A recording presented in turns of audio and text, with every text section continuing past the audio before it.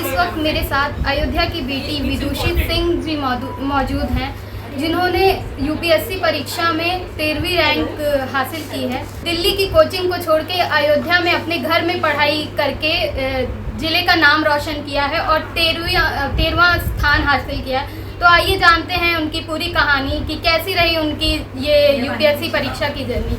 सबसे पहले तो आपको बहुत बहुत शुभकामनाएं आपके रैंक के लिए।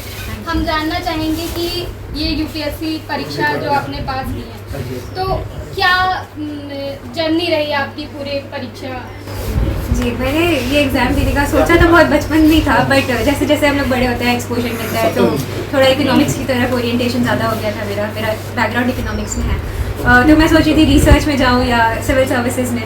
तो फिर फाइनली जब कोविड लॉकडाउन आ गया और जब हम लोग घर पे थे तो फिर मैंने सोचा कि एक बार ये एग्ज़ाम दिया जा सकता है।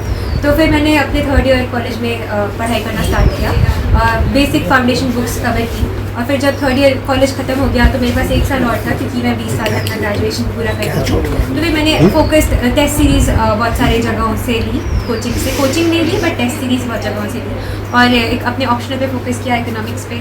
और थैंकफुली हर चीज़ अच्छे से काम कर गई और पहले प्रयास में ही हो गया। जब लॉकडाउन हुआ था तो पहले जब लॉकडाउन हुआ था 2020 में आप यहाँ पे आई कि 2021 के लॉकडाउन में? नहीं, मैं मेरे ख्याल से 10 मार्च 2020 को मैं होली पे घर आई थी, बट फिर उसके बाद वापस नहीं गई दिल्ली। तो क्या आपके दिमाग में आया जब आपने कोचिंग सेंटर को छोड़ के? अधिकतर लोग डरते हैं कि हम वहाँ से आते हैं तो यहाँ प्रिपरेशन नहीं हो पाती है ढंग से। तो क्या आपके मन में ख्याल आया था कि कहीं मैं घर से रह के करती हूँ तो क्या कुछ हो गड़बड़ ना हो जाए? कुछ ऐसा दिमाग में आया? ऐसे बहुत सारे मुझे लगे मिक्स थे बहुत सारे, बट बहुत अच्छी बात ये थी कि मेरे कॉलेज के ही बहुत सारे लोगों ने ऐसे क्लियर किया हुआ था एग्ज़ाम। तो मुझे लगा कि अगर मेरे कॉलेज के ही मेरे कोर्स के लोग सीनियर्स कर रहे हैं तो एक मोटिवेशनल फैक्टर वो था। और फिर मैंने रिसर्च किया, और सबसे ज़्यादा इंपॉर्टेंट, कोचिंग से ज़्यादा अच्छा गाइड आपको यूपीएससी के सोर्सेज कर सकते हैं, प्रीवियस ईयर क्वेश्चंस और सिलेबस। तो आप अगर वो देखेंगे और आपको डुएबल लगेगा तो मैंने जब क्योंकि पहले ही 3rd ईयर में थोड़ा थोड़ा पढ़ लिया था, तो फिर मुझे लगा कि मेरा फाउंडेशन रेडी है, तो फिर मैं फिर से क्यों फाउंडेशन कोर्स में एनरोल करूँ। तो क्योंकि ये एक बेसिक वो थी मेरी आइडियोलॉजी, तो मैंने सोचा ठीक है खुद से पढ़ते हैं, तो इसीलिए आपको क्या लगता है, जैसे कि जब हम स्टूडेंट्स रहते हैं तो ये सोचते हैं कि हम ये भ्रष्टाचार ख़त्म कर देंगे, ये सब ख़त्म कर देंगे, तो एक अफसर बनने के बाद क्या ऐसा बदल जाता है कि लोग भ्रष्टाचार कम नहीं कर पाते हैं?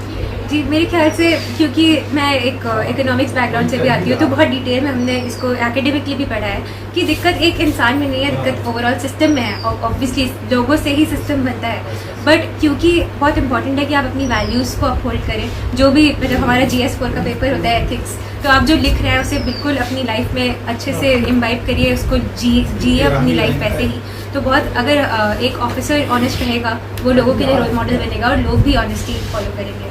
औरतों को लेके जो अपराध हो रहे हैं जी, जो यहाँ समस्या होती है औरतों को, उनके बारे में आप क्या राय है? उनको कैसे ख़त्म किया जाए? क्या आप इसके विचार आपके जानना चाहेंगे? जी, मुझे लगता है कि हर एक प्रॉब्लम को एक एजुकेशनल पर्सपेक्टिव से ठीक किया जा सकता है, क्योंकि आज की जो भी महिलाओं की समस्या है, महिलाओं को जो भी अपॉर्चुनिटीज़ नहीं मिल रही हैं, अगर उनको फाइनेंशियली इंडिपेंडेंट कर दिया जाए, उनको एजुकेशन दिया जाए और साथ ही साथ बाकी दूसरे जेंडर को भी एजुकेट किया जाए कि कैसे इट्स वेरी इंपॉर्टेंट कि आप वैल्यूज़ और मॉरल ट्रेड्स को फॉलो करें। तो एक एजुकेशन, मेरे ख्याल से एक मलाला ने भी कहा है, मलाला यूसुफज़ई ने, कि एजुकेशन एक ऐसा वेपन है जो टेररिज्म को ख़त्म कर सकता है। तो बिल्कुल मेरे ख्याल से बहुत ज़्यादा इंपॉर्टेंट है एजुकेशन, और उसके साथ ही साथ आपका इंस्टीट्यूशंस बहुत स्ट्रॉन्ग होने चाहिए। तो अगर जैसे कि लोगों को है कि लोग भ्रष्टाचार बहुत प्रेवलेंट है, बट धीरे धीरे लोगों की आइडियोलॉजी चेंज होगी तो वैसे ही चेंज आएगा मेरे ख्याल से। उत्तर प्रदेश के मुख्यमंत्री योगी आदित्यनाथ जिस तरीके से वो फैसले लेते हैं, माफियाओं को मिट्टी में मिलाना हो या कोई भी चीज़, तो इनके फैसलों को लेके आप कितनी सहमत रहती हैं? क्या असहमत रहती हैं? कब तक हम ये जानना चाहते हैं? जी, बहुत सारे फैसले होते हैं, दिए जाते हैं बहुत, मेरे ख्याल से लोगों को पसंद आता है कि बहुत क्विक है इन लोगों का अप्रोच, बट मेरे ख्याल से ड्यू डिलिजेंस भी बहुत इंपॉर्टेंट है। बट ऐसे केसेस में क्योंकि हमें सिर्फ एक साइड की स्टोरी पता होती है इंस्टीट्यूशनल, तो मेरे ख्याल से कुछ भी कमेंट कर पाना सही है कि गलत है वो पता नहीं है, बट आगे हम क्या करना चाहते हैं वो ज़्यादा इंपॉर्टेंट है। तो हमें, मेरे ख्याल से कि हमारी वैल्यूज़ बहुत स्ट्रांग होनी चाहिए एडमिनिस्ट्रेशन में और ब्यूरोक्रेसी में, अगर वो स्ट्रांग होंगी तो सारे प्रोसेस और हर चीज़ अपने आप स्ट्रांग हो जाएगी। अब आप इस सेवा में लग गई हैं जनता की, तो सबसे पहले आपकी प्राथमिकता क्या है अब? जी, वैसे तो मेरी फर्स्ट प्रेफरेंस विदेश सेवा है, तो मेरा हमेशा से बहुत इंक्लिनेशन रहा है इंटरनेशनल रिलेशंस की तरफ। तो मैं यही चाहूँगी कि मैं अपने पूरे देश को रिप्रेजेंट करूँ। अब आप इस सेवा में लग गई हैं जनता की, तो सबसे पहले आपकी प्राथमिकता क्या है अब? जी, वैसे तो मेरी फर्स्ट प्रेफरेंस विदेश सेवा है, तो मेरा हमेशा से बहुत इंक्लिनेशन रहा है इंटरनेशनल रिलेशंस की तरफ। तो मैं यही चाहूँगी कि मैं अपने पूरे देश को रिप्रेजेंट करूँ दुनिया के स्तर, अंतर्राष्ट्रीय स्तर पे, और पूरी दुनिया से जो भी अच्छी बेस्ट प्रैक्टिसेस हैं वो अपने देश, अपने ज़िले अयोध्या में लाके उसे इम्प्लीमेंट कर पाऊँ। क्योंकि अब हमारे प्राइम मिनिस्टर का भी ये फोकस है कि डिस्ट्रिक्ट टू मिशन कनेक्ट करना है, तो ये सारी चीज़ें बहुत डायरेक्ट हो गई है। तो विदेश सेवा, फॉरेन पॉलिसी हमारी डेली लाइव्स इम्पैक्ट करेगी। तो मेरा यही मकसद रहेगा कि कैसे मैं अयोध्या का नाम, अयोध्या उत्तर प्रदेश, इंडिया का नाम अंतर्राष्ट्रीय स्तर पे आगे ले जा सकती हूँ। लोगों को आप हमारे चैनल के माध्यम से क्या संदेश देना चाहेंगी जो मतलब तैयारी कर रहे हैं इस वक्त जी, मैं यही बोलना चाहूँगी कि ये एग्ज़ाम बहुत लंबा प्रोसेस है। एग्ज़ाम देना ही 1 साल लंबा प्रोसेस हो जाता है, तो बहुत ज़्यादा ज़रूरी है कि आप अपने आसपास पॉजिटिव लोग रखें, पॉजिटिव माइंडसेट रखें और एक बिलीफ रखें खुद में। मेरे ख्याल से मेरे लिए हर चीज़, पढ़ाई तो सभी करता है, बट जो चीज़ काम करती है वो पॉजिटिव माइंडसेट होता है।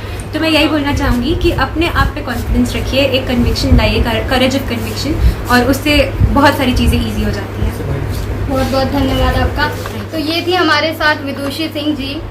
अयोध्या से नवभारत टाइम्स ऑनलाइन के लिए साक्षी श्रीवास्तव।